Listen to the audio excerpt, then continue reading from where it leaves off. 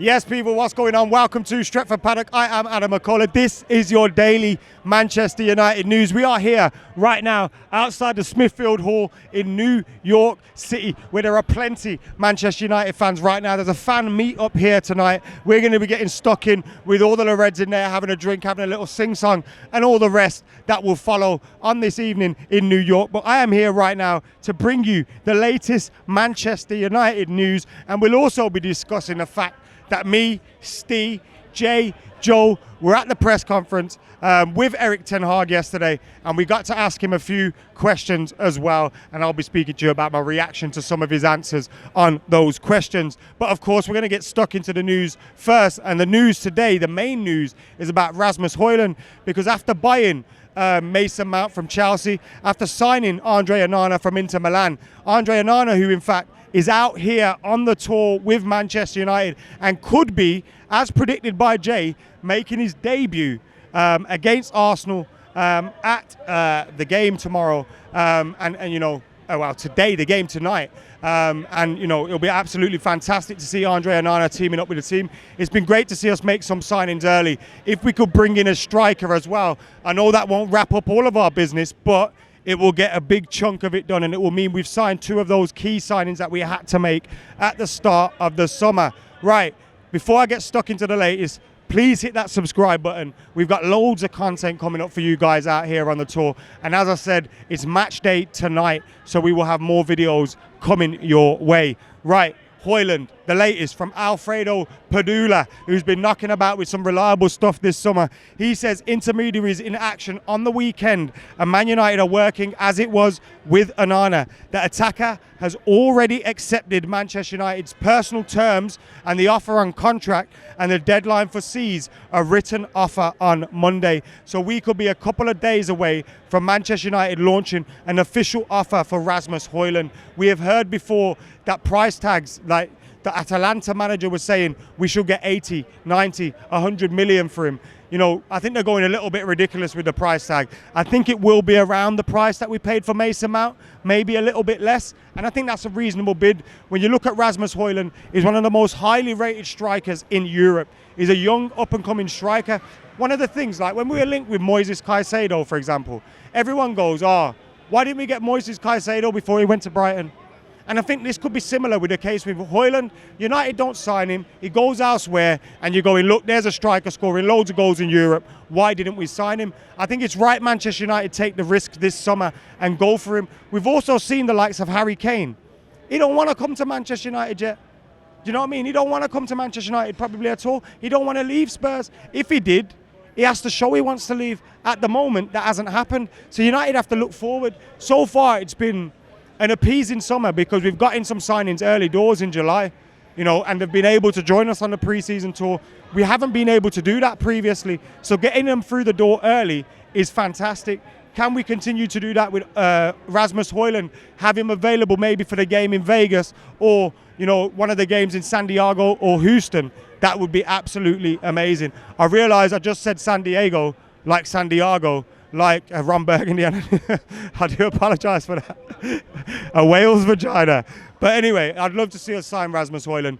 And I think if we do, we'll probably get in a bid around there, 50, 60 million euros, and get it wrapped up. And I think that would be great. We've heard rumours about Harry Maguire, and the manager was asked about Harry Maguire in the press conference today, as you'd expect. He was asked about Harry Maguire, and he said, look, I think Harry Maguire could be a beneficiary of the decision to make him not captain anymore. He said maybe this will take some of the pressure off him and he can be better. He said we've got 4 centre-backs, 4 choices of centre-back, and maybe Harry Maguire is still one of those.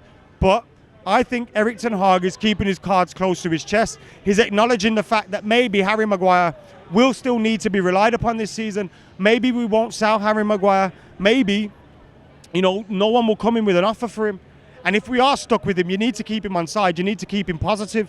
So I get why the manager's doing that. I think actions speak louder than words in this case. And Erik ten Hag has clearly shown that Harry Maguire isn't in his plans, in my opinion. You look at the decision to pick Luke Shaw at centre-back, you know, when Harry Maguire was available. You look at the decision to strip him of his captaincy. To me, that stinks of the manager don't fancy him, even if his words in the press are a little bit different. You also look at, today I asked the manager about Kobbie Mainoo. I feel like there was a lot of talk about Harry Kane. We know he's not going to answer questions about Harry Kane. Why ask it? You know, there was a few more questions on Andre Onana, and I wanted to ask one on Andre Onana and the way the tactics and things like that would change given Andre Onana coming to Manchester United. But someone already asked that, so I thought I'd switch tack and go with a question on Kobbie Mainoo, who has been part of the Manchester United first team training the pre-season, been involved in games, looking really good for Manchester United. Is he part of Erik ten Hag's plans for the season going forward? And Erik ten Hag said, look, if he impresses me in training, he impresses me in pre-season, he impresses me at Carrington when we head back, then he will be someone that I look at and I'll put in the team. So I think Kobbie Mainoo, he could be one to keep an eye on, but also we've got to keep the fact as well that we have seen younger players impress on pre-season tour in the past, like Zidane Iqbal, who I was heartbroken about leaving Manchester United and not quite, get the opportunities at United. So anything can happen, but I think Kobbie Mainoo is one to watch, and I reckon he could have a fantastic performance against Arsenal in this game as well. Really looking forward to that match. You've got the likes of some of the first team players, the internationals being back, Casemiro, Lisandro Martinez, etc. Bruno Fernandes' first game as Man United captain. What a decision that was, by the way. I think the correct one as well. And all in all, look, this has been an incredible time in America so far. I am having an absolute blast. We are out here right now. And you know what's mad, yeah? I haven't been inside there yet.